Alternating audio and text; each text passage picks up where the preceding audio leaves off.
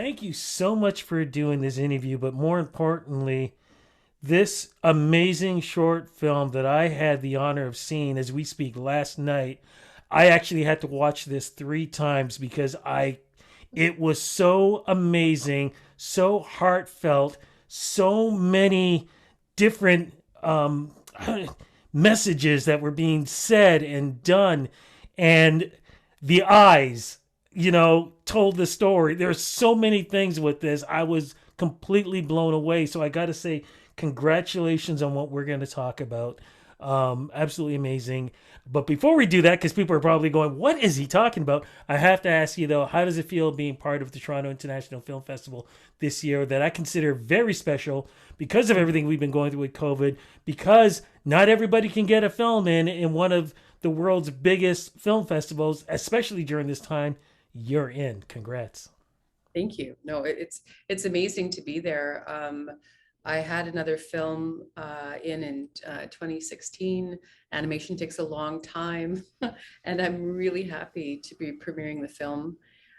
This is the first film I've made with the National Film Board, and I was like, I love TIFF. It has to be TIFF. They've always been so good to me, and it's a great place for the work to be seen. There's a lot of dialogue, a lot of connections that are made, and I really want a big audience for this film. So I'm very grateful and excited. Before we And talk, and sorry I interrupted you. Go no, ahead. no, no, no. And regarding COVID, it's like this is the first time I think I'm going to be in a theater for like I don't know what 2 years. How long have we been locked away? It's amazing, and bizarrely the film is a lot about healing and finding your own journey, and it kind of lands at a time where I hope it resonates.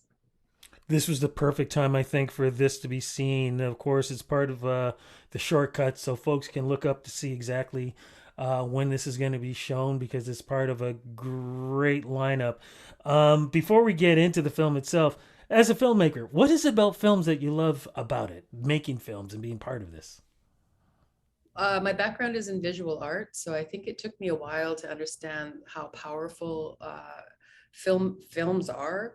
Uh, Being an avid watcher of a lot of films, I even took film studies actually back in university, never knowing I was going to be a creator and a director of film.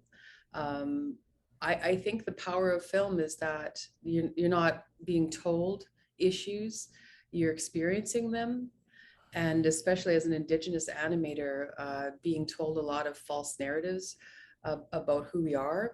I love that me and my colleagues are reclaiming those stories and not just telling people who we are, but having them see the world through our eyes. It's an amazing tool for change. The word eyes again really speaks about this film. What is the film called and what is it about, please? It's called Meneath, the Hidden Island of Ethics, and it's a really boring film. Just kidding. It's a boring. Ah! Yeah, right. It's a really boring film about ethics. No, I mean, it was really challenging. I wanted to do a film about ethics, and I understood that it could be far too didactic. So it follows the journey of a baby girl as she contemplates her path to hell. I don't want to give too much away because I want people to experience this the way I did, but I keep using that term eyes. How did you create this character and have such vivid eyes? Because even if you didn't even hear the words that was said throughout this film, the eyes on this character truly tells the story from beginning to end. Mm. But thank you. I sculpt the dolls myself, and it's funny because I always look for eyes before I even know the character. So the eyes are so very important, how they shine, the depth and how much emotion that they have. And then I start creating a character around those eyes. And, the character comes to life for me, and tells me like it has to be the most amazing actor, especially in this film, because it's just she's supposed to hold your interest for 20 minutes in a way. So I knew that the sculpt and the baby girl and the movements and the emotion had to be intact to want the viewer to journey with her through the whole story. Now, this was done during COVID, correct? The bulk of it was I've been working on it for about 3 years, uh, but a lot of the animation happened through COVID. I was very, very busy through COVID. There was actually a month I had to take just a month off. You know, when it first hit, I think everyone is sort of in shock, and everyone was like, well, what can we do to help other people? And animators are really good at being alone because we spend a lot of time in a dark room in a cave, years moving things around. So I decided that I would make some teaching videos for kids so that they could very cheaply be able to make their own animations, especially if they're in community at home. Um, because I think, you know, I think it's awesome. I get to be at TIFF and tell my own stories, but there's so many more stories that need to be told, especially from those communities. I just want to constantly give people those tools. So I worked Why why this type of story using a child? well. That early on, I thought, well, I want to talk about ethics and religion, and I knew that a baby would might be forgiven for her kind of messed up perspective and how she sees the world. There's a lot of empathy when you see the world through a child's eyes. And I think it also, to me, speaks to it's a really confusing time because you're being told so many contradictory things, whether it's the themes that I'm expressing in this film, but it's just the nature of childhood, you know, because you have very little control, and those people that are in control of you, their messaging isn't always aligned. So I thought a lot of people would be able to empathize with the child. Like I said, it's an incredible story. The characters that go along with this journey, I think, is amazing. But to do stop motion, I mean, I grew up on that. I watched it on a television. I always loved it.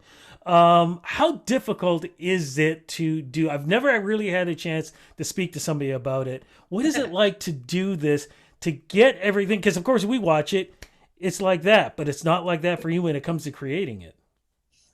No, I've been teaching a lot. I was doing a community tour with a live action director, and I realized that there maybe 10% of all people could actually be animators because it takes a great amount of patience.